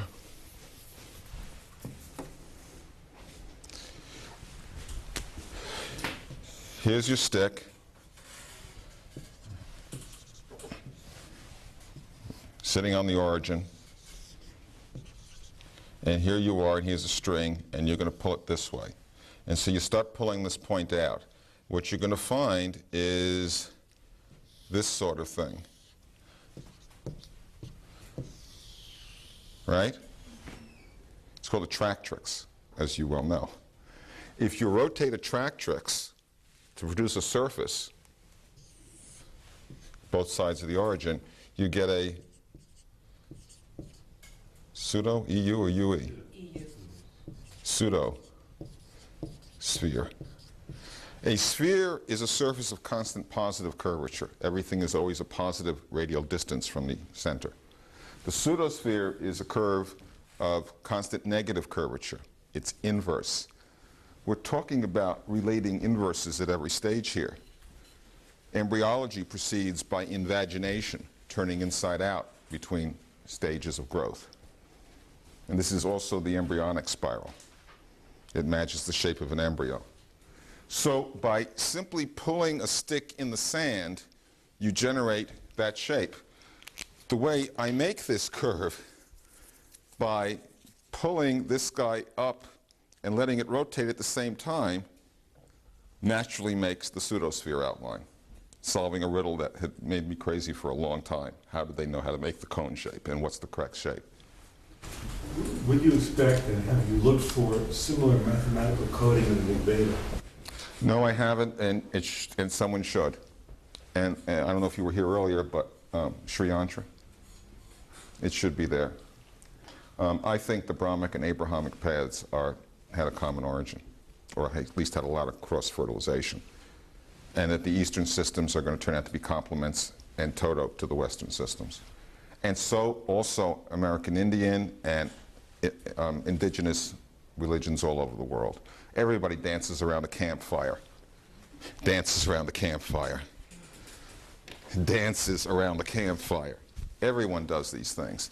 I'm saying that this is a model of a general projective principle, naturally linking consciousness in physics. And as a principle whose shape is dependent on this basic geometry and topology, it's universal and can be embodied in any form. As I quoted from Spencer Brown, any form. So dolphins don't have hands, but they're self-aware, we think. They'd use acoustic pressure waves to point to their solar plexus to make a letter A, or etc. But it would be the same set of symbols in the full system. Elephants might use their trunks. I don't know. And of course we know that gorillas and chimps use their hands. Coco can use sign language. And it's partly in the article here too. There's two other books on hands that are really important. One is by Frank Wilson called The Hand. And another one is, I forget the name, Hand and Mind, I think, by a guy named McNeil. And they talk about tool making and magic tricks and musicians and all these dance, all the uses of a hand and what it implies. Very, very well done material. Next. I was recently listening to some of Rabbi Berg's tapes on the Zohar and Bereshit. Yes. And he mentioned that the large bait is Binah consciousness, and that the six that follows is the generation of the subsequent six spheres in the dream life. The tree of life is generated by taking the two ways you can make the 7-color map and putting them on the same torus, and you get 10 crossing points, which if you unfurl, lay out the tree. I don't want to comment on Berg because I don't have anything nice to say. Okay. But that doesn't mean everything he teaches is wrong. This side. Anybody? I mean, yes. What was the first pattern that you recognized? If everything starts with, the letter and then the word and then the verse, would it be useful at all to tell us? Yeah, the first one I did, I called the Temple Tinker Toy, and I built it out of an old Tinker Toy kit, and it had these left and right symmetries and these spiraling arms, and it wasn't very elegant, but it laid out all the symmetry I could find. And it took me, how many years, Cynthia? Maybe almost 10 years to reduce that to these patterns. It was very painful. I had to try thousands of combinations, and I was not easily satisfied, because I'd be cheating if I were. Actually, I was wondering, when you first looked at Genesis, and you didn't speak the language, Right. but you recognized something. It was the AABA pattern. It was this repetitive introduction of the same letters. Here, look, I'll show it to you. So AABA is Here, I'll show it to you. I'll show it to you. brought you in. Let me erase a little here, which we don't need, and I'll show you exactly what I saw as caught my eye.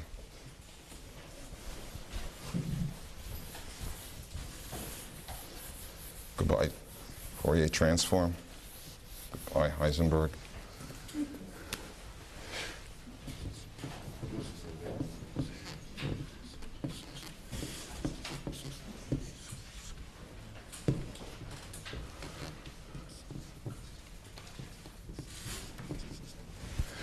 This is the way that verse continues. You say, this is here. This, they now tell us, means created. But I couldn't understand why there was such a quick repeat. It seemed out of place, and there were several others like that.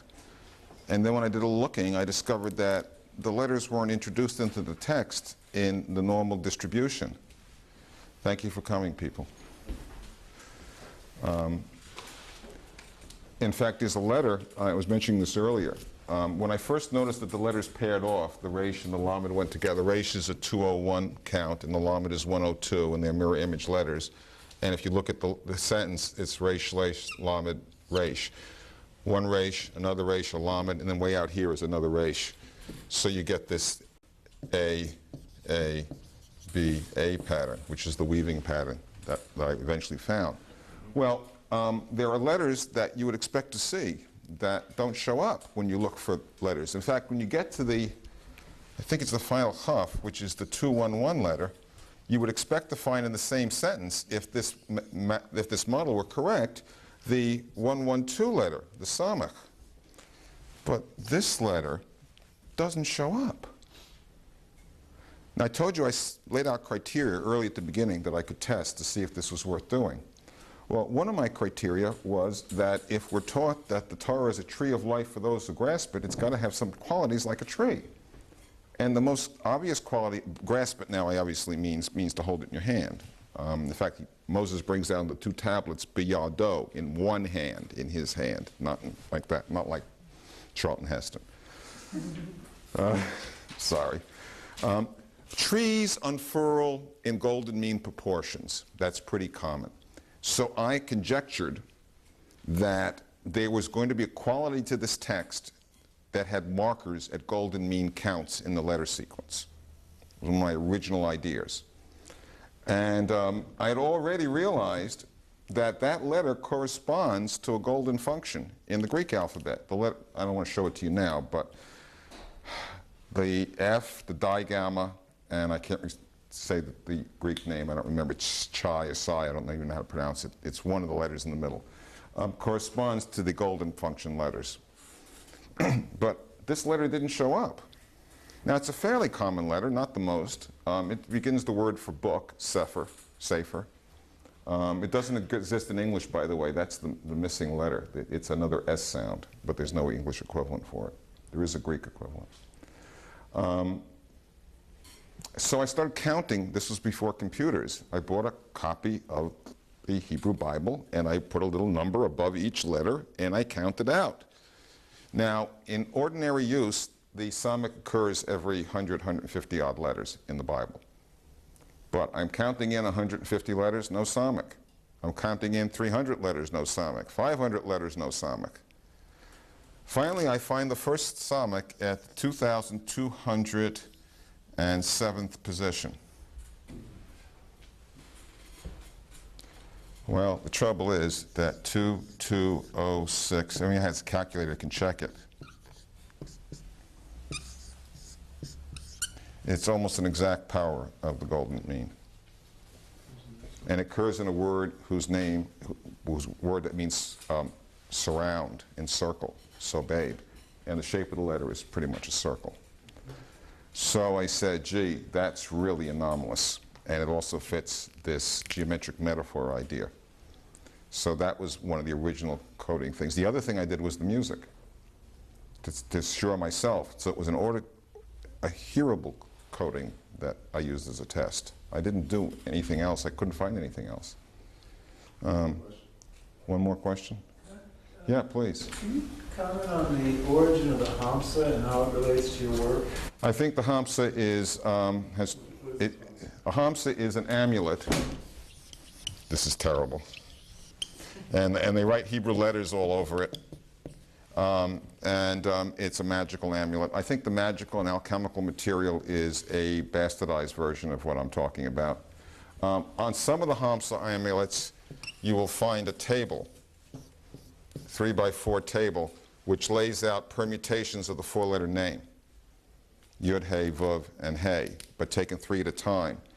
It turns out, if you were to label a tetrahedron with those letters at its apex, this is hard to see, the 12 edges map the table on the Hamsa amulet. So it's a kind of condensation of some of the geometry in a kind of degraded form, in my opinion. And the hand of Fatima? I don't know enough about it. Is it possible the Hamsa is actually a pre-Judaic symbol that was shared by different tribes? I think that this whole model is very ancient. I think that this predates Judaism. That this idea of using a formal hand gesture language probably goes back before Abraham, and was lost and found and used. It was a formal language, not used for speech initially. It probably wasn't clarified and formalized as we know it now until it became the alphabet for recording Torah scrolls. But the principle would have been known. There are hands coming off the Akhenaten solar disk, remember? And I think that's pretty strong evidence, since I'm saying that this is the sun in the middle. And these hands do come off a solar disk in that metaphor. So I think that this goes back very far. You see, the problem isn't the technology. The good guys, the bad guys, everybody finds the same science in every age if they look deeply enough. That what makes the religious tradition special is the way they embody this teaching. There are traditions that try to run off and just do the technical stuff, and they don't want to have any ethical considerations. Well, they don't survive, because the ethics is the external manifestation of the meditation. And if you shuck the ethics, you can't reach the meditation. The reason that Judaism, Christianity, and Islam continue, and other related faiths, is because they become living systems. They have created a vessel that self-generates. This is an oak tree that yields acorns that protect the germ of the next oak tree. And any system that reaches that level is part of this covenant. That's what it's saying. It's not a magical thing, it's a real thing. That help? Can we fit another one in, Bill? Quickly. A quickie? Anybody? A quickie.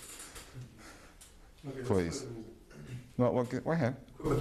You pulled out the three-dimensional Sri Yantra there. Yeah. Equivalent, the Star of David pulled into a three-dimensional... I think the Star of David, yeah, I think there's a relationship. I think, Nathaniel? This is Fuller's, of course. Well, it's not directly from Fuller, but this is the cube octahedral jitterbug that Bucky Fuller likes to point out. Yeah. The octahedron, he wants the octahedron. Oh, come on. There, and you look across it, you see the double star, you see? And the struts between, I think Professor Hellerstein here has a whole paper on paradox logic and its unfoldment through this double star of David form, and I'm sure he'd love to give you a copy of his paper. Wasn't there also a winding around a torus that, from one of these illustrations you found, that ends up looking an awful lot like a Star of David also? Yeah, there's a 3/8 torus knot is one of the carpet pages. Stay. I think, here, but it's next to the last because this is backwards. This turns out to be the 3/8 torus knot, which is directly related to, this is a 3/10 torus knot, very, very close. The torus knots, by the way, are associated mathematically with the Platonic solids and the symmetry groups that relate to them. So that this actually has modern formal meaning too. Is that what you were thinking about? Yeah. Maybe I should play the music unless there's somebody with an aching question. There's more on the website. We have some videos of the earlier talks. Meru has no ongoing funding, so we accept contributions. If you need a tax deduction, we are legit. You can get one. Go to the website. And why are you really doing all this? Excuse me? Your wife said, why are you really doing all this? Well, I'm doing it because I asked God if there was anything I could do to help, and He dropped this on me, and I couldn't walk away from it. And because I believe, thank you for refocusing the question, I appreciate that. I don't think that this is a panacea. This doesn't in itself solve problems or make us love each other or care about each other. But you can't solve a problem unless you have a model, an ideal, a sense of where you're going. This infinite anomaly, I erased it, is the ultimate focal point. It's a common definition that doesn't offend anybody, that can enable us to stretch between singularity and wholeness. And so I see it as an ecological principle that's a vital part of planetary ecology, and that if it becomes known and appreciated, will inspire the populations to act on it. Just like we believe the law of gravity, it's about time we took the golden rule as a rule of nature and not just an empty admonition. And this demonstrates it might well be.